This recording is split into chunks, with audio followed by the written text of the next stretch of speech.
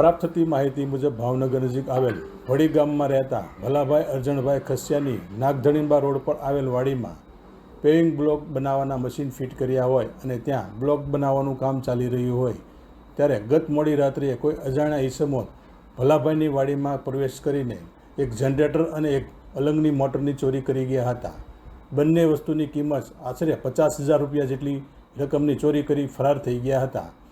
આ અંગે વાડીના માલિક ભલાભાઈને જાણ થતાં તેમણે વર્તેજ પોલીસ સ્ટેશનને જાણ કરતાં વર્તેજ પોલીસ દ્વારા ચોરી અંગેની ફરિયાદ નોંધવાની તજવીજ હાથ ધરી હતી.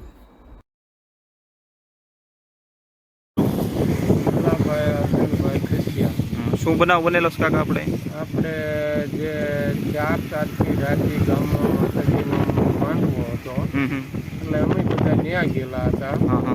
એટલે 5 તારીખે સવારે 5 વાગ્યે જ્યારે હાનના વારે આવ્યા ને બપોર પછી અને આ બધી વસ્તુ હતી નહીં એટલે રાતે આ બનાવ બન્યો છે. એટલે 4 તારીખે રાત્રે રવિવારે સાંજે આ બનાવ બન્યો. શું શું લઈ ગયા છે? આપણે એક જનરેટર ટ્રેક્ટરનું અને આ જે માલ બનાવવાની સરખી આવે એની મોટર. ટોટલ કિંમત બેની કેટલી થતી છે?